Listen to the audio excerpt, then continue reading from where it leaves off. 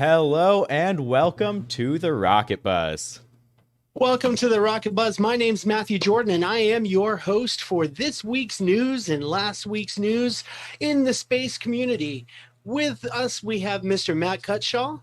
Going on, everybody? Thanks for joining us. Excellent. We got Mr. Stephen Kegel. I got a little buddy next to me. Yes, and Mr. Bernie Sanders, Senator Bernie Sanders, sitting back there looking all To the moon. Get off my rings. Dogecoin to the moon. All right, we got Mr. Producer Derek Wise. Hello. And we got photographer extraordinaire, Mr. Kyle Montgomery. What up? Who has Boca Chica as his background for good reason. And we will get into that in our second segment. But first, the news. Let's look at Sunday. On Sunday, we got a update on Starlink. We actually got a tweet from the Sheets tweets, which I love Michael Sheets. He puts out great news and very fast, and he's got the inside scoop on everything, so I love getting his news. But he was talking to SpaceX director David Goldman, spoke with FCC officials last week to discuss the company's proposal to modify and lower some of the Starlink satellites to lower altitudes and give a presentation on the update of the network's progress. So they actually are getting ready to update the FCC, the Federal Communications people, and update them and give them a sense of exactly what they're doing with the network. That's pretty interesting. That's kind of all the information we have there. We don't have any idea as to why they want to lower some of the satellite altitudes either. So by lowering the altitudes, they are going to be into a safer orbit as far as decay time. It will take much less time for those satellites to decay after their useful life. They're also able to lower the power level when the satellites are transmitting. And so now Amazon was not very happy about the plan, as the Starlink satellites in their lower orbit are very close. They're within, I believe, about 30 kilometers of their planned project Kuiper.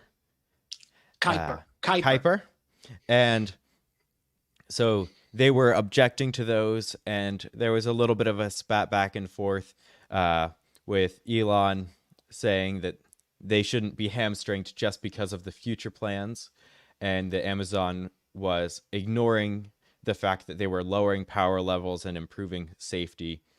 And so there was a little bit of back and forth, but we did have, of course, on Transporter, there were 10 satellites with the lasers, which are able to communicate between them, which will be very good for the future of the Starlink program. And that network reliability in between the satellites and the being able to pass off between users and pass off between the satellites as basically on the move as it's moving over your location. That pass off with the lasers actually goes a lot quicker, and it's a lot more complete and fast. So it will also allow for the ability to have signals in the middle of the ocean. Yeah, I know a lot of boats will be interested in that probably. Yeah, Yes. So so doesn't have to worry about running into loon balloons. You know about those from Google? No, I remember the Google balloons. Wow, that was a long time ago. They finally canceled it. Wow, that was They're a done. long time ago. They were They're doing the done. balloon program. As of this month, they're like, we're done We're done with that. doing finally. balloons with internet on them. yeah. And I'm Because- gonna say something about Elon and Jeff Bezos real quick. No matter what happens, even though Jeff congratulated Elon not too long ago when SN8 did the launch and crash landing, those two are always going to be battling out. You know what I mean? Those two are always going to butt heads. So no matter what, they will never be buddy buddy. They will never get along. who?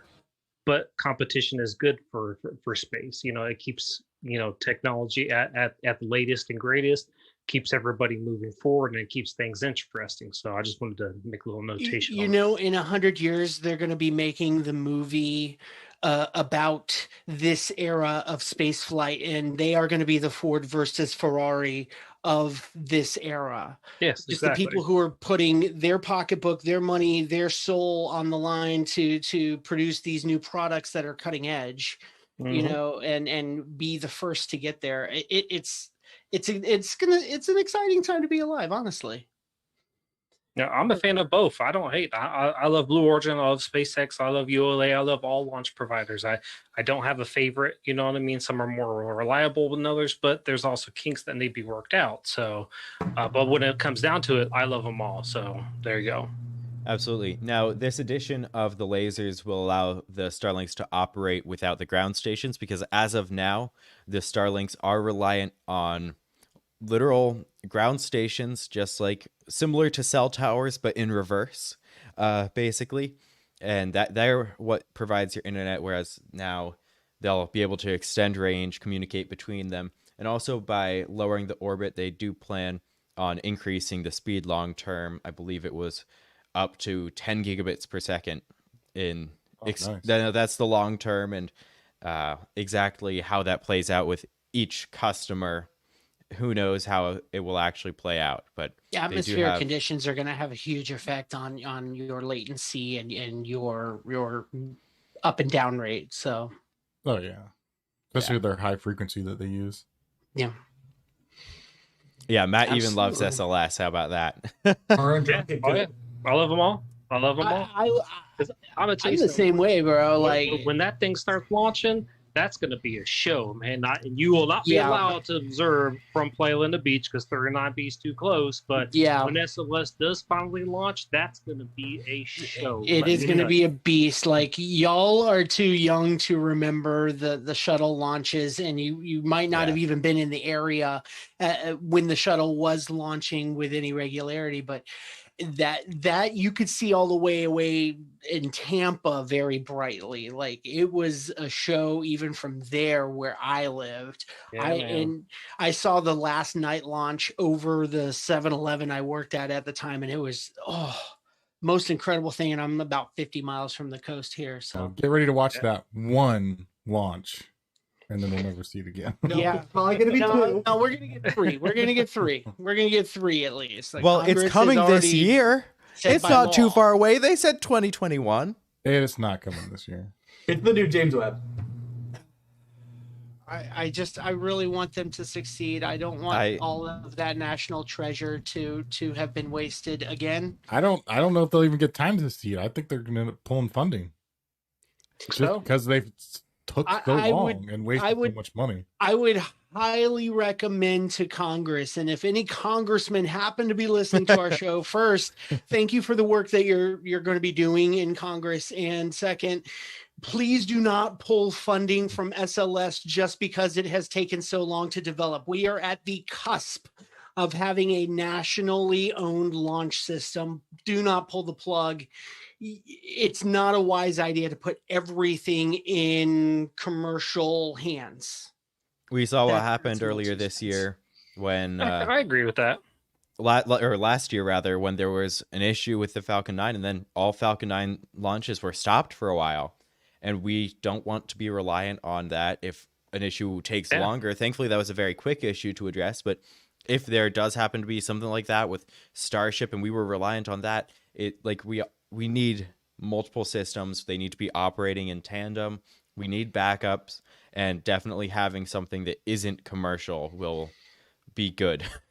3 millimeter strip of lacquer. 3 millimeter. You know how small that is? That's nothing. That Not- is what scrubbed It wasn't that. 3. It wasn't 3 millimeter. It was 3 mil, 3,000ths of an inch. 3 mil. Wow, jeez. Like, that's a Something. teeniest bit of lacquer you could probably put down with a paintbrush.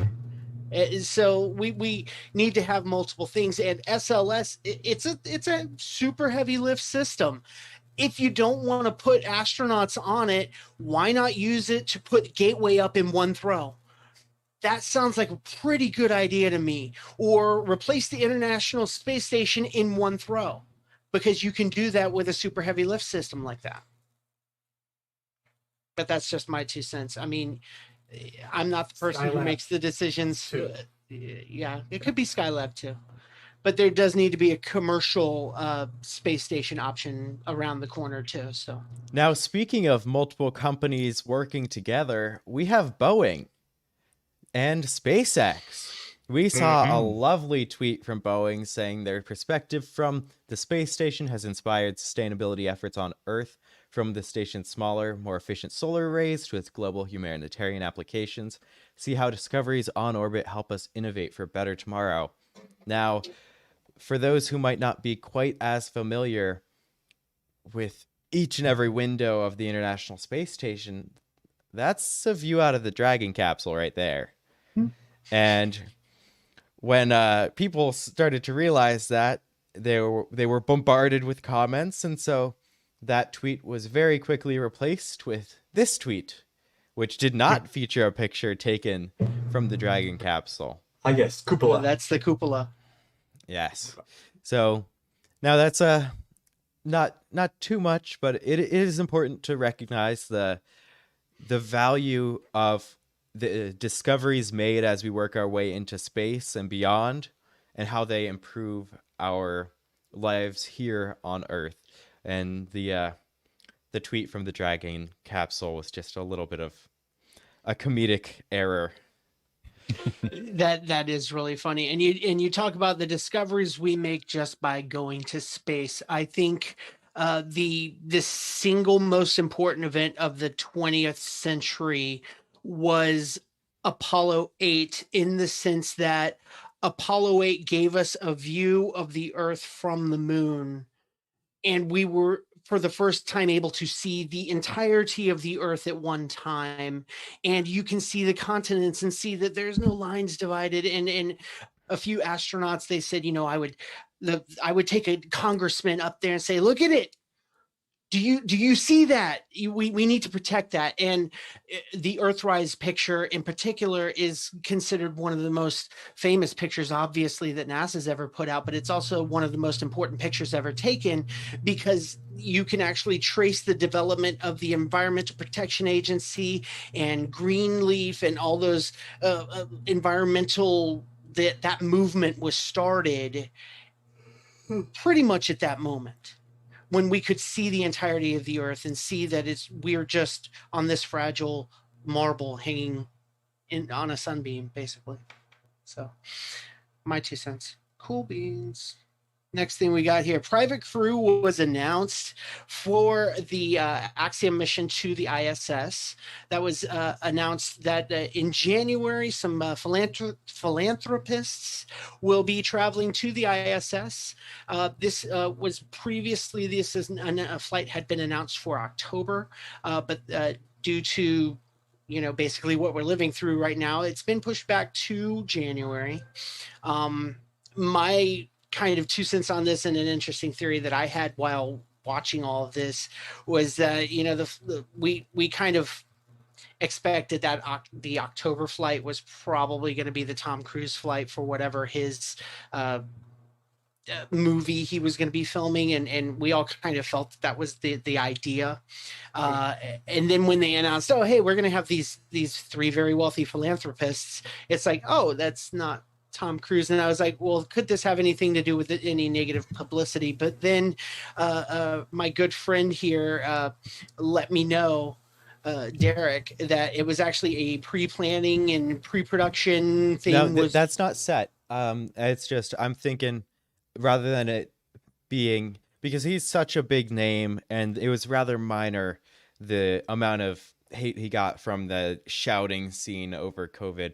So that was pretty subdued. And I think overall it's more likely that if there's a delay, it's because they don't yet have everything worked out, and because it's made it hard to work, whether it's on movie sets. COVID's just made it much harder. So I think it's more likely that there are either other commitments as a result of film releases being delayed, or they haven't had the pre-production time to be ready for the launch.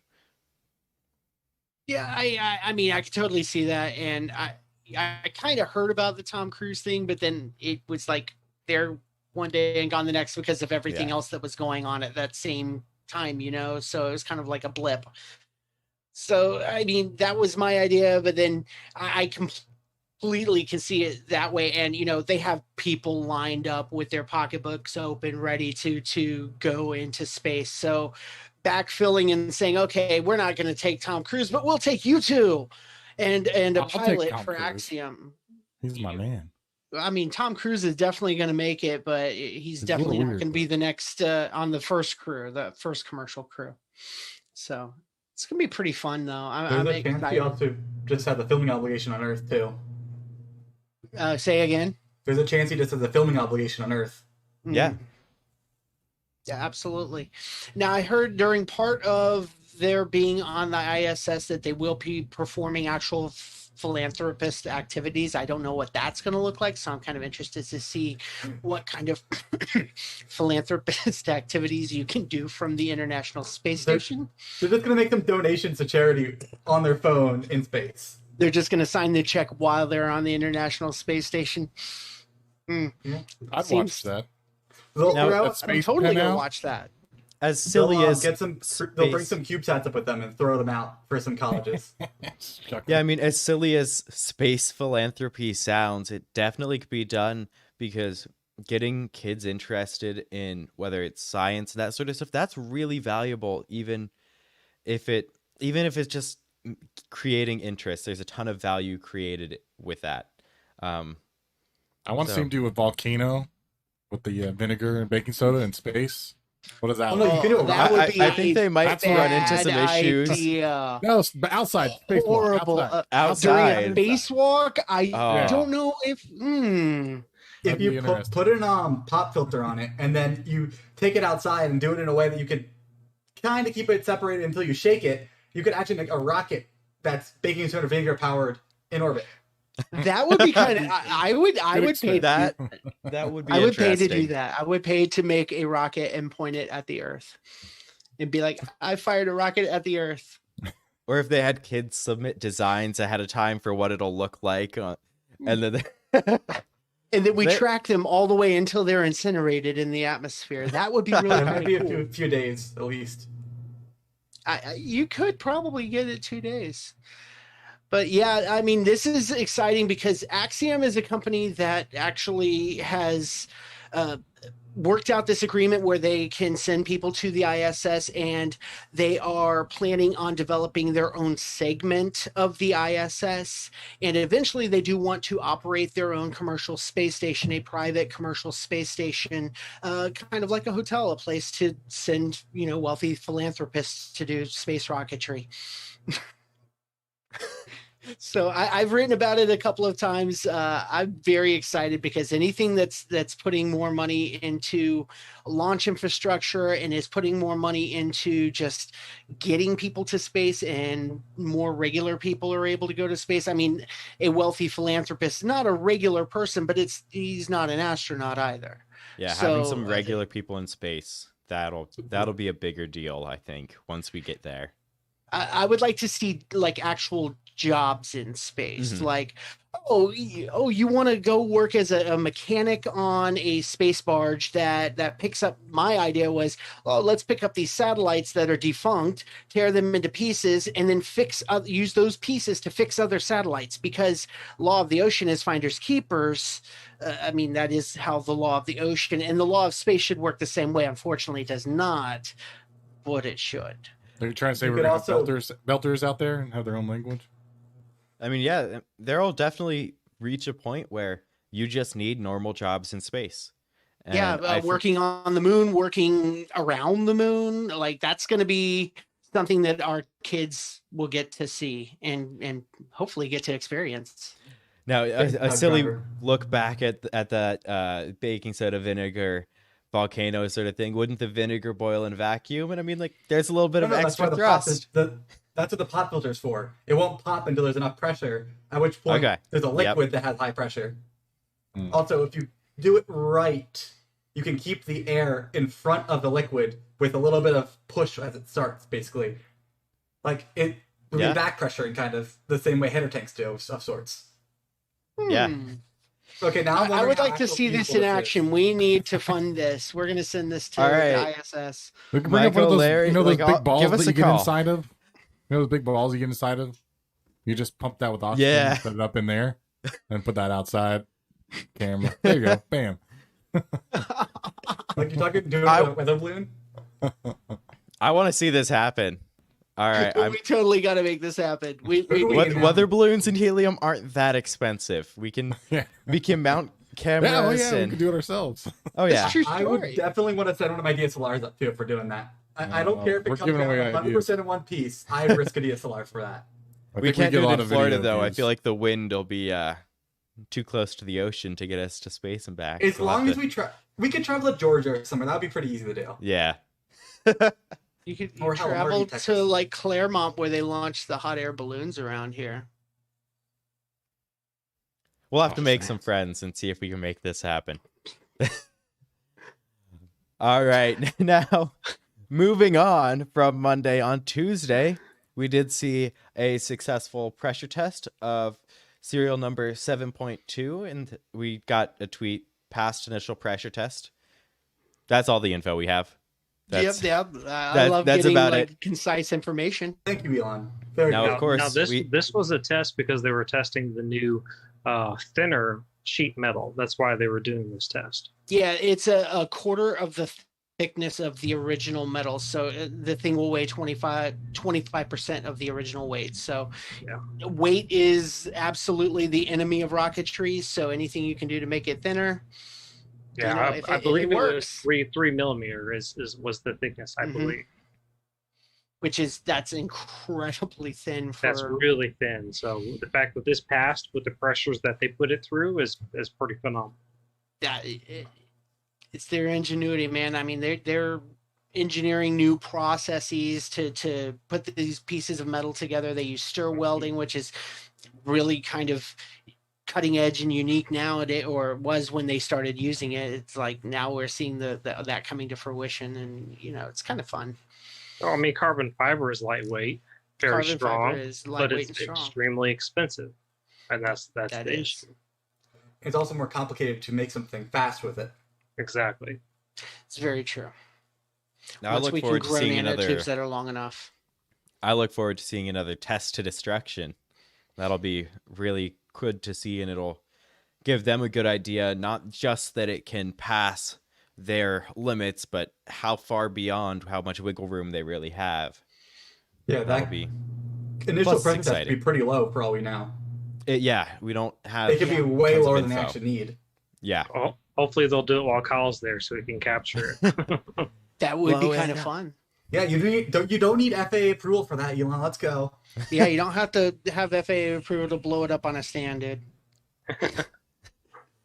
I think the biggest issue is it's next to two experimental prototypes that are very expensive right now. yeah. I don't think they want to blow it up right next to serial number 9 and That's 10. probably the reason that the initial pressure test was not probably that high of a pressure test, because SN9 was chilling right next to it. too. It probably half of target was the initial pressure test. So I don't know what the target pressure is for this particular tank, but I'm sure out in the community, someone, especially like on like the Stack Exchange, someone has that exact information.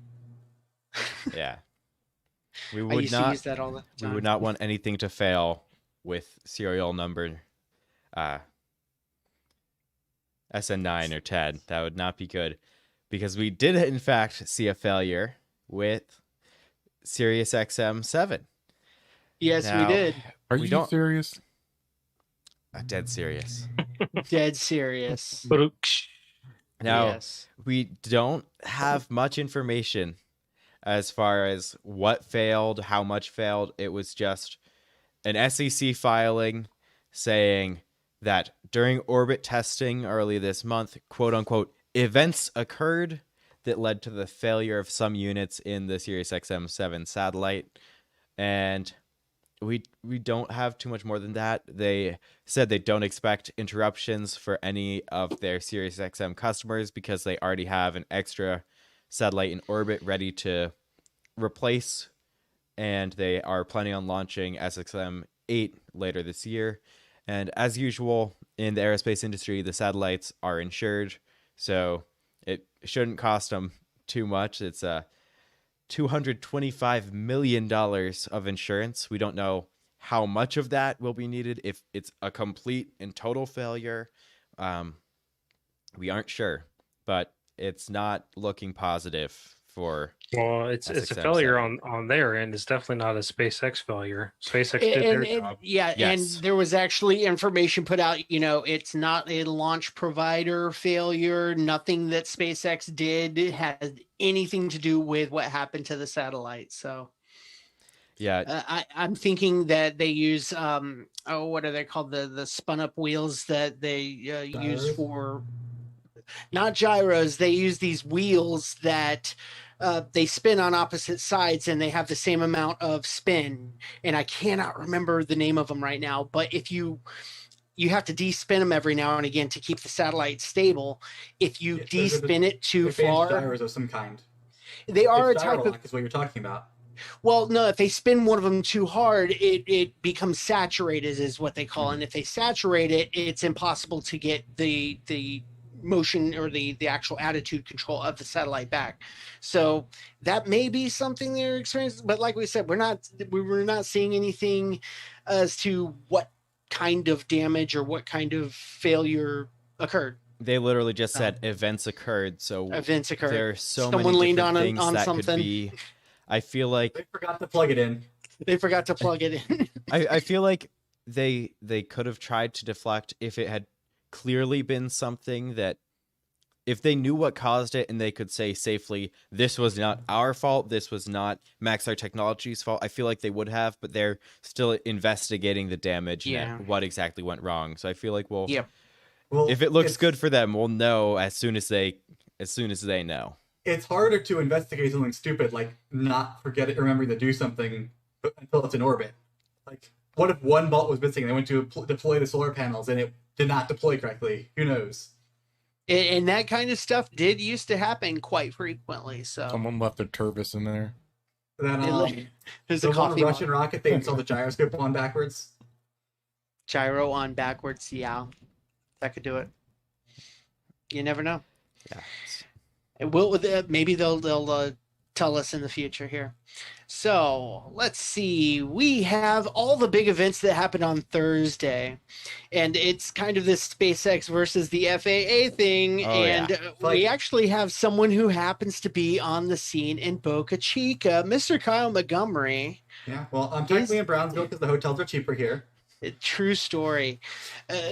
Kyle is the Boca Beast over there. He is there to get us some coverage of the hopeful launch of serial number 9 Starship.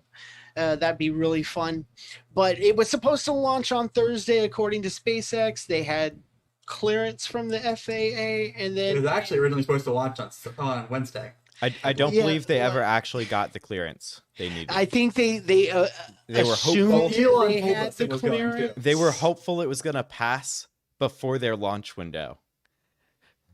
And they were just sort of waiting and expecting And it. then And I heard that Elon was apparently on call with the FAA trying to get them to push that through, and they were Well, not I'd happy. love to hear that phone call. Oh yeah, that would have been an interesting phone call. that And should then have I'm been sure- a fun phone. I'm sure that all the journalists were also trying to call the FAA and trying to call SpaceX to get information on what was happening, why they weren't flying. But they And- couldn't get through because they were actually on a call, so they got that beep beep beep number. Yeah, Now- that happened. because apparently they violated their launch license with SN8, which of course is the prototype, which was, while massively successful, did end with a large explosion. We don't know what exactly they violated with their license, whether it was height.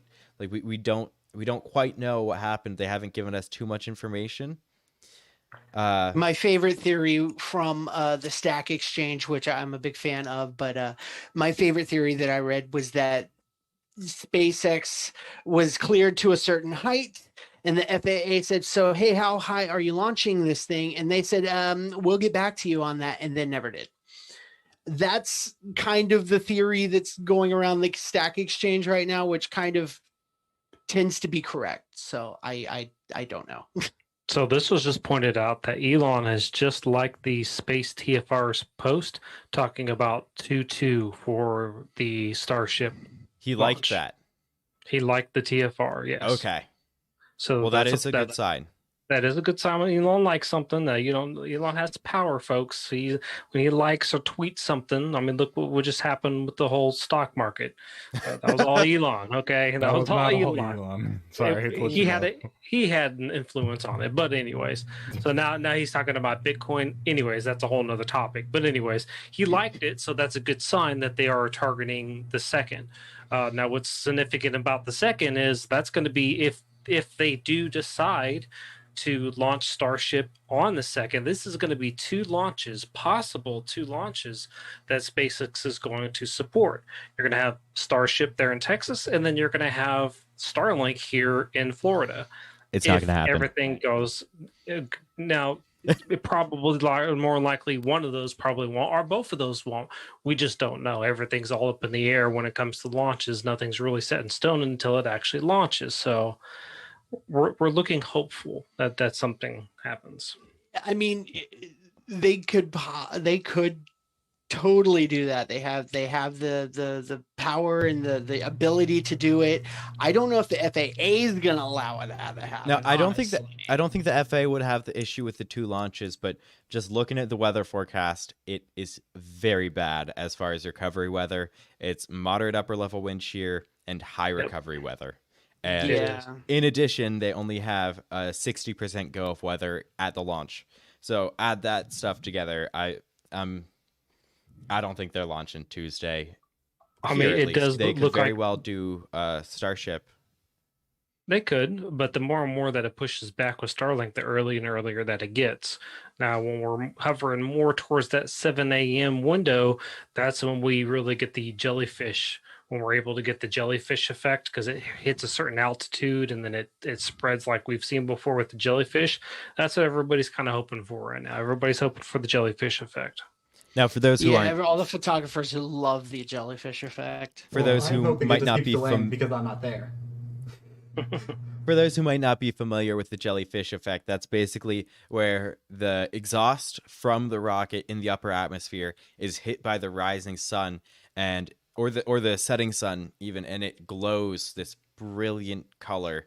And because, of course, the sun's not up nearly as high, it really stands out in the sky, and it's very beautiful. There have been a couple different time lapses, especially over the west coast, of that jellyfish effect. So it'll be nice to see that. I have not seen one in person.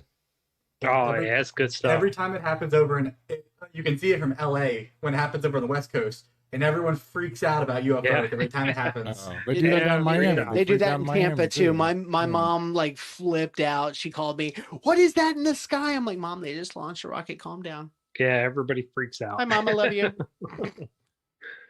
Everybody freaks out. What is going on right now? Are we being invaded? ET is real. So there was this whole back and forth between Musk and the FAA, Yeah. and people got on both sides. And He this is the slammed problem them. with internet culture. This is really the problem with internet culture, but we're reporting on it. So let's go ahead and get into this. So he slammed the FAA on Twitter, talking about how sure the FAA with airplanes is fine, but as far as rocket flight, they have a fundamentally broken regulatory structure. They're set up for only a few launches a year, not regular launches. And so this created a whole bunch of SpaceX fans who started spamming the FAA pages, giving them hate, saying, "Why are you blocking SpaceX?" And then you also had people on the FAA side saying, "Look, the last time they launched, the rocket blew up. It was done in a relatively safe manner, like it was on the pad, but if they violated the agreements for their launch, they need to follow the agreements to ensure safety. Especially this week, it's not a good look to be saying we need to hurry up and launch this, and who cares that the FAA hasn't given their approval for safety reasons." And I agree. This was a bad week to try to kind of pull that, and we'll get into that in Yes, this week absolutely. in space. But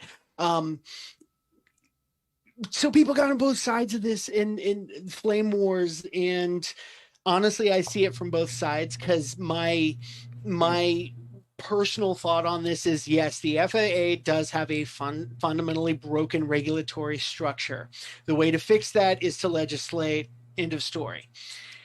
Elon has a responsibility to follow the letter of the law with his company that operates under the regulatory guidance of the FAA. They've launched So- people. They are not new to this. They are not new to this. They know how to need play this follow game. that. And so that, yeah, Daryl saying Space Karen is back, and it's like, I love SpaceX. I love their work, but they, as frustrating as it is, they need to abide by the FAA. Yes, and change is coming. Those changes have already been passed and they're just not Yes. implemented yet. So once those changes are implemented, this whole regulatory issue may go away. I mean, but Elon needs to play nice before he gets censured again. It eventually the federal government's going to get a little testy with him, and money can only get you so far. Absolutely. But I This is mean, true. there does need to be a change to that regulatory structure. In fact, there has been a change. It's just not implemented yet. It's on its way. It has to. There's a lot of bureaucratic red tape that has to be both shredded and created to make it happen. Yeah, and Twitter is not going to change the law. Yeah, Twitter doesn't change Giving the hate law. on Twitter will not change the law, but it will send, Right. if you are Elon Musk, it will send a mob of people attacking and taking up some poor employee at the FAA's time, trying to sift Write your through that congressman. for important things. Yes, Yeah. write your congressman, have them propose legislation that changes the regulatory structure of the FAA for the way rockets need to be done now, as opposed to how they were done 50 years ago. And do Could you not imagine storm the FAA. Do Could you not imagine storm the actually FAA, sending a letter please. to your congressman that says "when hop"? I don't think we could get 30,000 nerds to storm the FAA, honestly. Be surprised. I mean, Look what they did on Reddit. yes, but that didn't require them to leave their homes. Very true. Very, very Organized true. quickly and fast. I don't like to leave my home unless I have to. All right, Saturday we did have an update from ARCA. They added a date for their. What's up? What did I Before forget? that, What did I forget? I believe we have Oh yeah, the RS-25 engine a test. couple things. Yeah, look, Okay, it's yeah. there. So we did see they conducted a new test of one of their engines. I was not following this very closely. So NASA conducts the first hot fire test of a new series of production of RS-25 engines.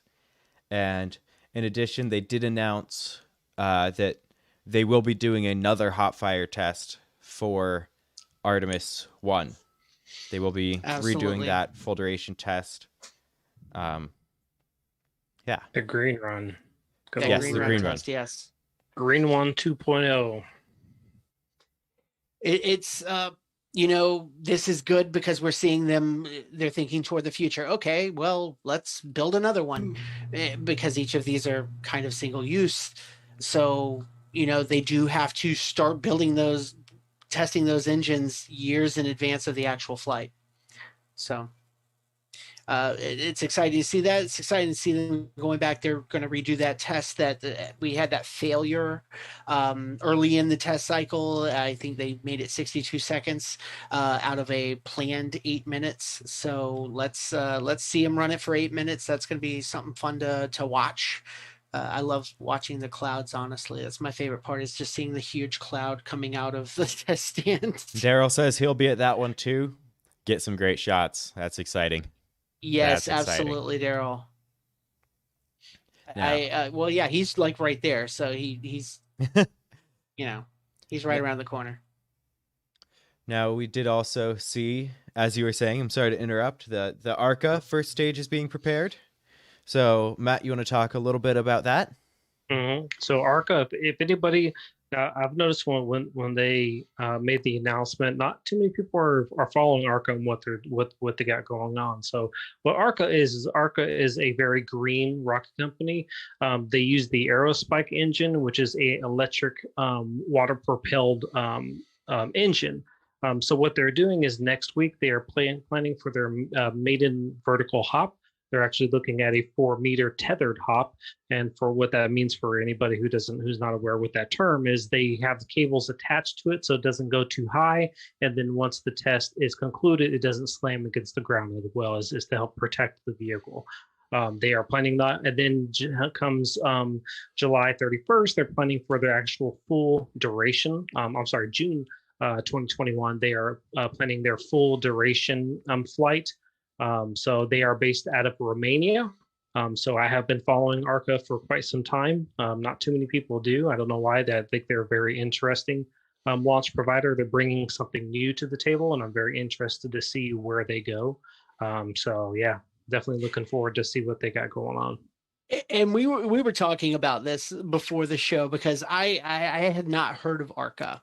So I started doing the research and I'm like, wow, they're bringing back the Aerospike, but it's a water propelled Aerospike. It's steam. Yep. So we were talking about, well, how much power can you really generate from a steam rocket?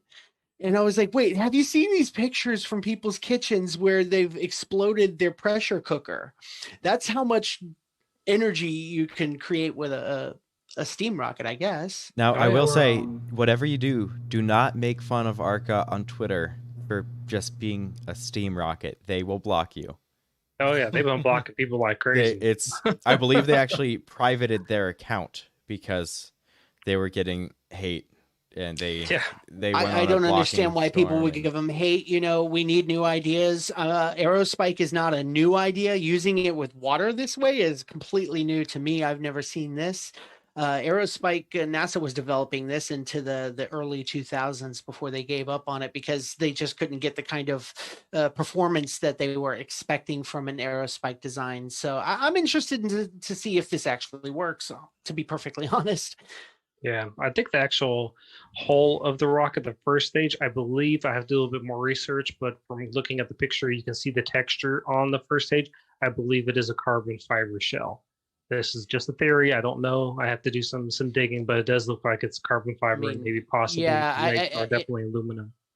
It does kind of look like that, just like looking from the texturing in this picture. It's like there's definitely something, but they're spending a lot of money. They've been developing this engine, the LAS engine and the HAS engine are two different Aerospike designs, and they've been developing those for, it looks like, a few years now. Yep. So it's been in development for a while.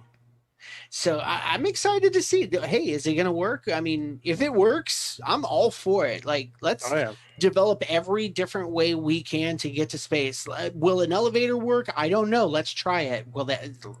You know, that's been an idea that's been knocked around since the 1980s, but we haven't done anything about it yet because we can't we can't actually make the nano carbon fiber tubes long enough yet. So this is like the water bottle rockets that you used to play with as a kid, but like in a grown-up version now is what this is. That's what they blocked people on Twitter for saying. Exactly. But it's going to be cool. Didn't that flat earther guy use a steam rocket? Yeah, he did. Yeah, actually, he did. did. Yeah, that didn't turn out well, though. Mad no, Mike. it didn't. It didn't go up, Mike. though. May he rest in peace. It worked, though. Yeah, you're right. It worked. I mean, there's people are underestimating the power of steam. I mean, trains used to run off steam for the longest time. You know what I mean? So, I mean, they got power behind them. Well, all our power is basically off of steam, other than solar. Yeah. They need to put Mad Mike on the astronaut memorial here at Cape Canaveral. Just don't release the parachute on the way up. If ARCA needs to know anything, that's the one thing you need to know. Mm-hmm. No chute going off on the way up. Excellent. Bring extras. Always bring extras. All right, so today, before we came on the air, first things first, NASA announced that there may be a delay to the Moon Lander System Award. And who did the research on that? Because I know it wasn't me. Well, we don't have much new information.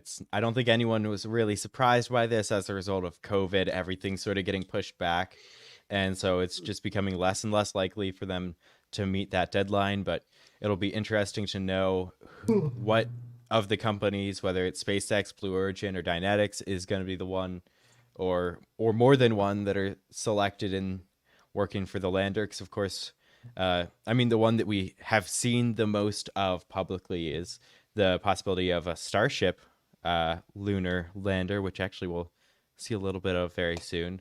But yeah, not too much of a surprise. They pushed back the award timeframe from late February into April 30th, and that's pretty much all there is to that. And that's not a huge delay in the big scheme of things. I do know that when the election was coming up, I was listening to a lot of the political side of, hey, what's going on with the moon program? What's going to happen if Trump over here wins, and what's going to happen if Biden wins? And it was kind of like, okay, so if Biden wins, what we're really going to see is kind of a contraction in the sense that Trump was really pushing for the moon program to be very fast in the scheme of things, as far as such things go. To be fair, it could run faster than they really want it to go, and we could definitely do this, but the problem is that development cycle and that iterative process that you really want to see to ensure safety was there was corner cutting happening, and there was some idea that the Biden administration was definitely going to extend out that 2024 date to maybe 2026 or maybe even 2028. So that's kind of my sense of what's going to end up happening, just because space is easy to put to the side especially when there's bigger things happening, such as, a pandemic and other things. It's hard to see the immediate benefit of getting people off the Earth when there are problems on Earth. And yeah, absolutely. Yeah. So I'm excited to see Artemis happen. I really do hope that they pick more than just one landing system, because I would like to see them use the Blue Moon, if you will, landing system in a combination with the Starship for further flights. So use Blue Moon for that first landing, but then use the Starship model for not every subsequent landing, but Artemis doesn't need to be going back to the moon when we have a commercial spaceship that can do that. Artemis needs to be pushing out further. That's my 2 cents. Blue Moon could also build the landing pad for Starship. It's a true story. Starship kind of needs a landing pad if it wants to take off again and not absolutely spew moon dust everywhere. That is a true story. We did see the actual in one of the renders, I believe, they added thrusters towards the top of Starship so that they were able to take off without firing like the Raptors at the bottom. They could get off without disturbing the moon rock too much. Yeah, and I've seen that. I want to know how much thrust do those have to lift all of Starship off of the moon. Now they're dealing with less gravity. No, I also think it's interesting now that we've heard Elon saying that they're aiming for a catch. They're not going to build a launch pad with a huge catching arm on the moon. At all. I mean, I think it's more about faster use of Starship. They don't necessarily need to reuse them fast for the moon. Yeah. No, well, I mean, to get off the moon. Small thrust works on an empty Starship, potentially, for those small upper thrusters. But if they ever want to get, say they want to do lunar mining, they're probably going to need to use the main engines. Yes, absolutely. That's when you're going to need something along the lines of a huge launch pad just for the Starships to land and take off with full thrust instead of using the tiny little thrusters at the top. Some fancy hot gas thrusters aren't going to be enough. Not if you're carrying thousands of tons of stuff. Yeah. Awesome. Next up. Even landing actually has the potential to make debris, if you think about it. Yeah, definitely. Yeah, I mean, landing is going to make a ton if they have a full Starship, they probably won't be able to land with just those top thrusters. I don't know. It is 1/6 gravity, so I think we will see. I feel like those were a lot of renderings, and we'll learn more when it gets Some of those closer. probably were just artistic and not actually anything to do with. Absolutely. Quite possibly, yeah. Absolutely. And then right before the show came on, we were all kind of watching this. I had never even heard of this company until this morning. Blue Shift Aerospace successfully launched their first attempt, successfully launched the Stardust 1.0 rocket. Uh, it It's was just a kind of sounding rocket. So it's to just put a everything in sounding rocket. perspective, it's small. It is small, but it is the first step in the right direction. Like getting Yeah. things off the ground is a good thing, especially for a not a brand new company, but a startup company. Apparently, this particular rocket and the engines used on this rocket have been in development for about 6 years under a grant from NASA. So their plan is eventually to move into what was it called, the Rogue? Something Rogue rocket was their second level, kind of like when you see Blue Origin started with, you got your new Shepard, and then they're going to move into the New Glenn and maybe New Armstrong one day. But which that's got to be the name. Obviously, it has to be New Armstrong. Yeah. But they had a second rocket that they're going to be moving toward developing into a working launch system, and that's going to be capable of long suborbital lift. And then the third stage is, I don't even remember what it was called, because once again, I had never even heard of this company until today. But Yeah, their payload was about 30 kilograms is what they're looking at for their payload capacity. yes, their About 30 kilograms. entire marketing idea is they want to be the Uber of spaceflight, whereas someone like SpaceX is going to be the city bus, if you will. They want to be the Uber that's going to take single small payloads into orbit or in on suborbital rides for a small amount of money. They want to work with colleges and research departments that maybe can't afford delays to happen, maybe a time sensitive research project, say. So they want to work more with those kinds of colleges to give them quick, easy access to space. It sounds like a good idea on paper. I really wish them the best of luck. This particular launch, it was I'm not gonna lie, it was brutal to watch. Yeah. This was their very first live stream. You could definitely tell that, and it's okay. They're not SpaceX. They don't have to be perfect. So I'm not trying to nitpick them, but their sound guy needed some help, and the camera placement was a little weird. The Hot mics. hot mics all over the place. And then my biggest pet peeve was that the live stream froze about 10 seconds before launch and did not come back on until midway through the launch. It flickered on for a second and then cut right back out until the parachute was open and they were actually floating back down. The rocket landed about 100 feet away from the launch truck. This rocket actually is capable of being launched from the back of a semi truck. So kind of cool, easy, portable. And this was actually in Brunswick, Maine. So pretty interesting that we're seeing launches from all over now. It's not just Florida and it's not just California. Now we're seeing Maine and Alaska, and a lot more areas are being considered for these smaller payload launches. Now, notably, this is the first commercial launch of a rocket powered by a bio-derived fuel. So yes, this was a it's bio-derived fuel. So just another way to be a little bit more eco-friendly. With SpaceX, we're seeing the reuse, and here we're getting some the clean fuels. So also the very first space flight of hey, Jordan, Scoop we're getting a waffles. little bit of static with your microphone right now. Oh, I apologize. That any better? It's sort of I don't know if that's jumping a me bit. or... I'm not must be my quite sure what it connection. is. But now we did see this launch this morning, but Kyle, you have had quite the week down in Boca, haven't you?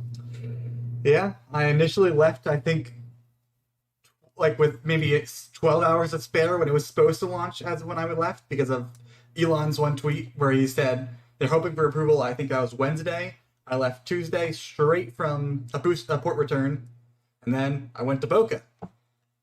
And there's definitely a lot going on there. And this is why we call him the machine, folks, because Kyle is a machine. It was only a 20-hour drive. Only a 20-hour drive straight after booster return, because Kyle's a machine. That's why we call him the machine. Oh, is he the machine? He is the machine. I'm just checking. I am the machine. I'm pretty sure you could get I those think Bert comedians called the Kirchner machine. would not. Bert Kreischer? Is that his appreciate- name? Yeah, Kreischer? Kirchner. Yeah. Kreischer? I don't know. If you've not heard his story about the machine and the Russian mob, it is the best 15 minutes of comedy you will ever hear. True story. All right, it looks like Zoom was the thing messing up for me, so I'm sorry about that. I got the audio back working. Hey, All right. did we lose So- all the audios? It was very staticky. I could hear you guys, but I just had to cut off the device and put it back on. Rock on, So- producer Derek, making it happen. Kyle, go ahead and explain to us a little bit of some of these photos you got here. So the first photo you see is where I first pulled over on the side of the road, thinking at very least I'll be able to get this far. Oh, I could get a lot closer than that. Yeah, I heard they let you get real close over there in Boca. Yeah. Well, they And- built it right next to a road. Yeah. Public access road. Yeah, it's nothing like the Cape in that way. Right. Basically, what I did was I parked at the beginning of the facility and just kind of was walking down the opposite side of the road, just taking pictures as I go and just photographing everything. There's so many little things that like you could photograph. Now, There's an notably, list.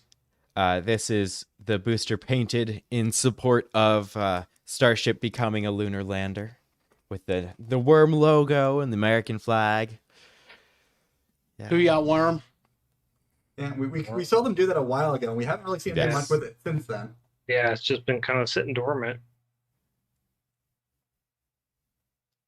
So what else we got here? We got a puck here. What is that? If you click on it, you should be able to read the text on it. It should be fine enough resolution. How does Smoke Wheel use it? That's going to be a section of one of the next SNs. I don't know if it'll let you zoom with I don't mode, really but- have the controls to zoom in. Oh, looks like one of the collars and one of the domes. They call them the pucks. Those welders are so busy over there. Oh yeah, Oh, They're yeah. they're making They're good money, making too. so much money right now. Yeah, So much money. I got a That's buddy a of mine who's over there. specialized type of welding right there. Mm-hmm. Got a buddy of mine who's over there right now working. But yeah, there's if you go to the Lab Padres website, he has a great like layout of this is where all the starships are in their production cycle. This many sections have been put on this one, and this is where this section is, and he really has gone all out with that. Yeah, well, If these you are look- just normal people who all of a sudden SpaceX moved in, and now they have all this going on. And of course, a lot of them, this is what they do all the time now. Yeah, if you look in the high bay, you can actually see SN10 before it was moved. This is because this was taken, I think, 2 days before the move. Mm. You can see it just barely in there. That's so cool. You could just get like so close to everything. That is just awesome. Yeah, just don't be there when the sirens are happening. And don't go to the Yeah, wrong side of the road. They'll kick you out before then.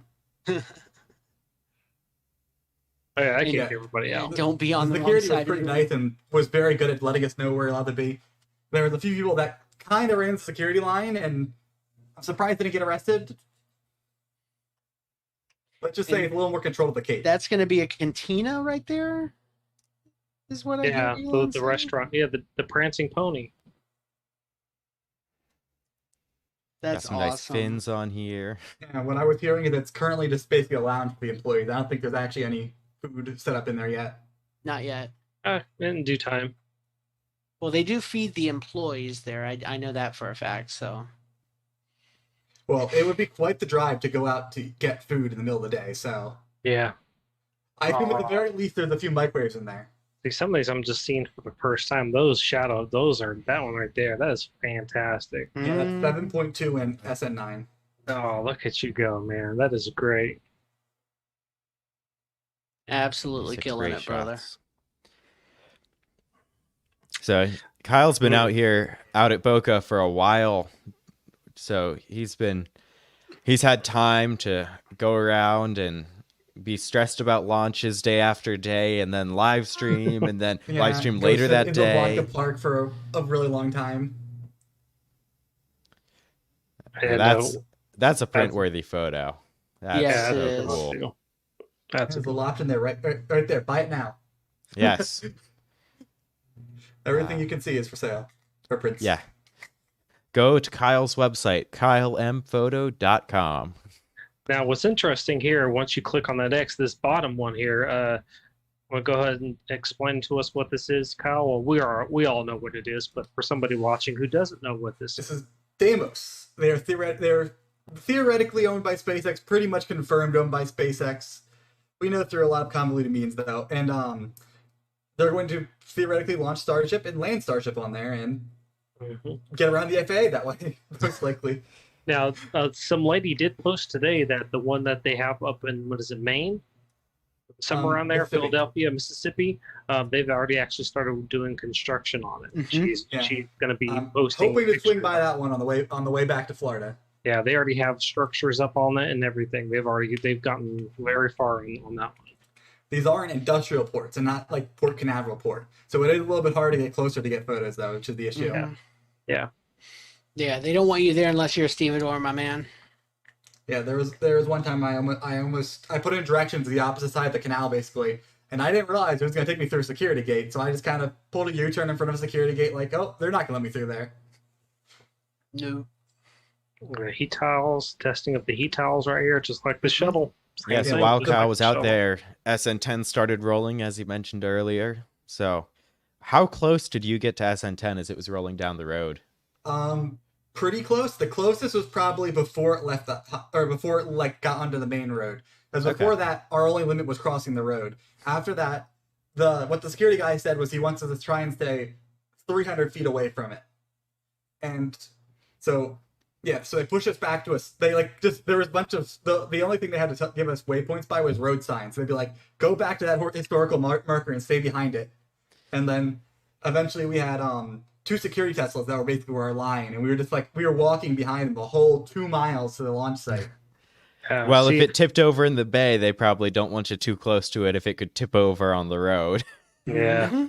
Well, not only that, I mean, as long as everybody's, doing what they're supposed to be doing and paying attention and obeying by the laws and everything like that, I don't really see them, locking it down per se. There was 1 or 2 people that were not listening very well at all. And See, that's what I'm talking about. Some people go out there, they think they could just do whatever they want to do, and that's how things get taken away and get locked down. So, anybody who's listening, if you want to go out to Boca, Like you read my mind, Derek. please just listen and obey the laws and the rules. You know what I mean? If you're going to go out there, please don't litter. I mean, respect the land. These are people who this is people's homes.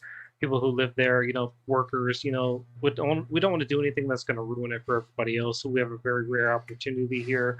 So that's just my 2 cents on the whole thing. It'll be ruined. Don't interesting worry. thing with that. In due time, it probably will. Oh yeah, absolutely. We're just counting down days at this point until they start actually like building fences and stuff around there. Oh, there already is one fence. Because people can't act right. That's what it is. People can't act right. People cannot act right. There's one of those Yeah, security Teslas. Yeah, we were just kind of walking behind that the whole time. One interesting thing is at one 42, point we saw a big like bolt in the road that was compacted, most likely by Starship's weight. And one of the guys in the security Tesla came out with a screwdriver and pried it out of the ground so it wouldn't give someone a flat. I just like how it's number 42. Yeah, that's really interesting. That's really cool. The answer to life, the universe, and everything. All right. Did there happen to be another that had a number on it, or was it only 42? The other one looks I only saw 42. normal. They're all. And the other numbered Tesla didn't 42. even have any numbers on it. 42 and unlabeled. Ooh, All right. man. Somebody Dirty. needs a bath. Yeah, they need a car wash there. They're in the middle of the desert, bro. Yeah, they can put a This car is true. wash. You got enough money to put a car wash. Oh, and the 42 was also missing one of the aero caps. Nice. It was on the other side that you can't see right now, but it was missing an aero cap. Wow. And It's then, busy there. sure enough, it was, as was profited, we got to see multiple starships. side by That's- side. And Starhopper and 7.2. Mm-hmm. Man, That y'all are makes me getting long for the treated day that we'll see a field of these things launching. Just Man, like y'all are randomly. y'all are getting treated over there in Boca, man. That's You really are. Like they rolled out the red carpet for man, you. y'all got sunrise and sunset pictures that are just fantastic. And not only that, you guys got the moonrise over there as well. Mhm. Which living here in Florida, I know where I am. I'm in Orlando. I don't really get moonrise where I live. You have to actually be on the coast. See, on the coast, you get sunrise and you get moonrise. You don't get sunset, but you get sunrise and moonrise. Wow. Or you could be like me and leave home before the sun comes up and then get home after the sun goes down. Yeah. In case you didn't realize how massive Starship is, there's a person. There is a That's tiny absolutely dude. mind-blowing. And these are some beautiful shots. Now there's some perspective on the heat Yeah, tiles. you can also kind of see their side versus the tiles. Yeah, Yeah. that heat tile's probably 3 feet Or- across all on its own. Now. Another thing is the heat tiles. Some of them are attached adhesively, and then others are attached mechanically. So they still haven't quite decided which way they're going to do for the final Starship. It seems like. Now, I'm gonna make a note here. Anywhere where you're gonna know Kyle's gonna be, you already know there's just gonna be a time lapse. That's just gonna happen. Yeah. I would have said it more times because so this is where we originally all were standing before they're like, okay, we need to establish the security line, and they had us move back. But he's like, you guys can leave your cameras though. So I got to leave the GoPro in the good position while I had to go back on my by myself with my rest of my camera gear. Look like Ryan right there, just for a moment. Ryan Chitsky was there. Yeah, I just saw him there in the frame, setting up his camera, and then he moved. Yeah. If you look on the right side of the frame, you can also see a camper van and there was cars in front of that, and they were all in the way and had to move. Wow. Still, I mean, I'd be that guy. I want to get as close as possible. I want to touch it. Yeah, there was definitely a few times that there was some random tourists that didn't know what was happening and just kind of casually started crossing the road. Like, don't do that. Yeah, so here you can see I guess that's 4 different patches of heat tiles on there. You know, The it's bottom 3 are adhesive, and the top big patch is mechanical, as far as I know. Okay. I think they're both testing type, and they're testing that might be 3 different types of adhesive that they're testing. Yeah. And then the mechanical, it looks like they almost think that might be the winner because that's such a large section. Yeah, and you know what's other interesting too is you see like anybody who's actively working on building this stuff, like working on a Falcon 9 or working on Starship, to them it's no big deal. But for us who are big fans of this stuff and we follow this is like absolutely amazing. But to them it's just another day. Yeah, at one point, one of the security Tesla guys came out when he was telling us where we were allowed to be, and he's like, y'all are dedicated. Yeah, because he was sitting in the Tesla driving along. We are walking behind him for 2 miles.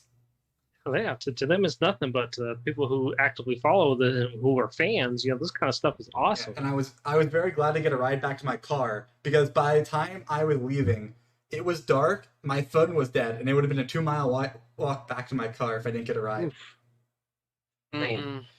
No. Next time Kyle's bringing a bike. There was one person with an electric skateboard that was using that to ride back and forth. Heck yeah, there you go. Just put a bike on the back of your car, man. Get your bike rack on the way. There you go. Just a little rack on the front. Yeah, man. All right, so let's go ahead and we're gonna kind of go away from Boca Chica. Yeah, and let's talk about why this was a bad week to be pushing those safety boundaries. Why was this that beforehand? Let's real quick just address what's coming up this week. Oh, so absolutely. We do have a few Starlinks on the books. We were mentioning potential Tuesday launch, potential Thursday launch. We don't have set dates there, but we could easily get 2 Starlinks this week, maybe weather dependent. The boats are heading out, and so let's hope for that hop over in Boca. We will see. But then, yes, so to go into this week in history and why battles with the FAA and safety are so important. So on January 27th, so I will say this is thank you to Zach Shaw for putting together on this day. He wasn't able to be here for the show tonight, but this is his work right here, putting this together. So on January 27th, 1967 is the day of the Apollo 1 fire.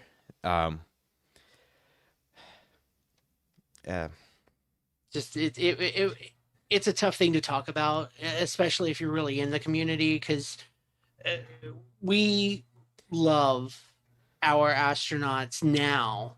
Imagine when there were so many fewer and it was such a different job back then. The way we feel about it now, I mean, we're so far removed from this. None of us is old enough to remember this. Yeah.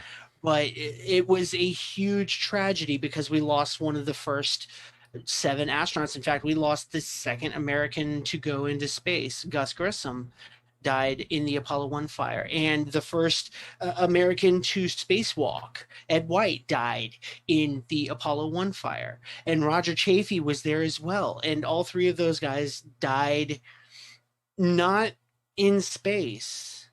They died during a test. And it comes down to, and what it came down to for Apollo was that and then if you watch any documentaries, especially if it has a lot of people who were alive at the time, they talk about go fever. Everyone had go fever. We had to get to the moon. We had to get through Kennedy's decade. We had to the end of the decade, and we had go fever. We had to get there. We had to get there. We had to get there. And when they designed this thing, it was designed with a lot of flaws that came out during this test. There was a fire due to just a short in cabling. In the miles and miles of cabling inside of one of these Apollo capsules, there was a short. And at the time, they were using 100% pure oxygen as air inside of the capsule. So they're on the pad. It was during the plugs out test, which was like one of the very last tests before they were to launch. And it was essentially their green run, or their wet test, if you will, where they would go through the entire process and do everything except for launch. And they were having communications issues. A spark flew and it sat in the atmosphere, and they like Deke Slayton, who was there almost immediately when it happened, he described it as a blowtorch that from what he could see in through the capsule. And it was a horrible thing, but we learned a lot from it. We learned that we have to make a not just a product that's going to get us to the moon, but one that's going to get us there safely. And going fast isn't going to get us there safely.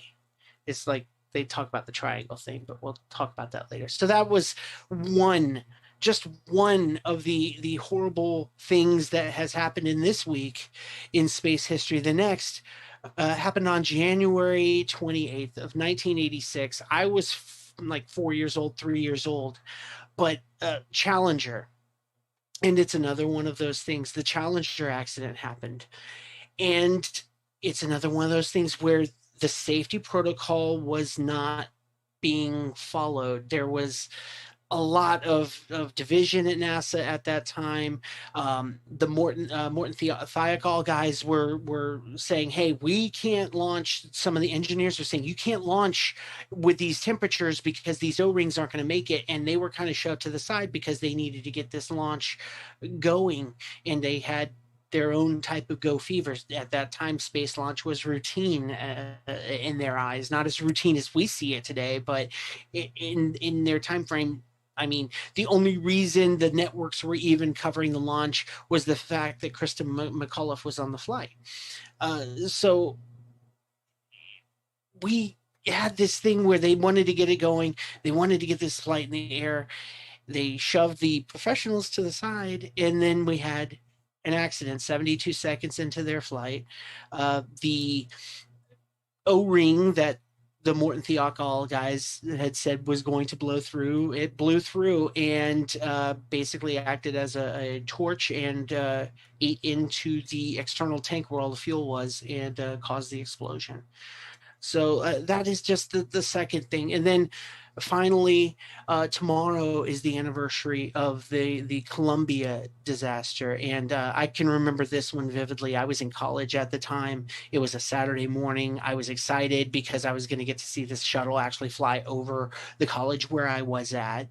And I watched this play out on CNN or Fox News or whatever the heck they were playing at the time. But this was another one of those things where they didn't look at the safety, and it wasn't even a go fever thing. It was well, this is routine. We do this all the time. Like we know what the risks are, but people were saying, hey, there had been times previously where some chunks of this external tank foam had come off and had impacted the orbiter on launch. So that's what happened with Columbia. And then at the end of their mission, sadly, they didn't make it back. Just 10-15 minutes before they were supposed to land, the orbiter of Columbia disintegrated over Texas. And we lost 7 more just truly great people, these astronauts on board. It was the first Indian American or the first Indian woman astronaut. It was the first Israeli astronaut was on board. There was just so many things that you can say about the crew, but when you talk about them, I mean, they died together, so you do want to talk about them as a group, and we pay our respects to them. These are the people who they passed away at the altar of exploration, if as I like to say. And we do. That's this week in space history. I think we've had just an amazing show this week. There's a few other things that did happen in space history. January 31st, 1958, the U.S. joined the space race with Explorer 1 when it was launched into orbit. The satellite lifted off from Cape Canaveral under the direction of German-born scientist Werner von Braun. Explorer 1 was 80 inches long and 6 1/4 inches in diameter, and revolved around the Earth in a looping orbit that came as close as 220 miles and as far as 1,500 miles from the surface of Earth. And Explorer orbited the Earth more than 58,000 times before it burnt up on March 31st of 1970. Then February 3rd, 1966, the USSR landed an unmanned spacecraft called Luna on the moon that was able to send transmissions back to Earth. And on February 1st of 2001, the Near Shoemaker was the first spacecraft specifically designed to study an asteroid. In this case, the asteroid was Eros, and that's the closest asteroid to Earth. And as Near descended onto Eros, it sent back dozens of high-resolution pictures. And even though Near wasn't designed to land on an asteroid, NASA decided to do so, and it managed to touch down and send back data until its final signal, which was sent on February 28th of 2001. That's some incredible ingenuity where they're like, it's not designed to do it, but let's go ahead and see what happens. And then it lasted a month. So I think this has been an excellent show. I want to thank you guys for paying attention to us, for listening to us, and please give us a call. Where's that phone number? I'm sure the phone number is coming up shortly there, Mr. Derek. Please give us a call, ask us any questions, tell us that we're doing a horrible job, whatever you want to say. We'll listen to you. We'll get back to you. You might even make it on the air. Maybe we'll tweet it out once in a while. Yeah, absolutely. Tweet it out. That's it. Have your kids ask us questions. Don't forget to like and subscribe to the channel, so that way we can keep this coming on every week. And every week we do this show where we're trying to get better and better and add more things and improve on things and eventually get some kind of production value. But we're still getting our wings. You know, we're still SN9 at this point. We're just a test article, so you gotta bear with us. That far. We gotta make it through our iterative process. Are we Hopper right now? Hopper was first episode. All right. Well, thank you all for tuning in and watching this episode, and we will see you next week.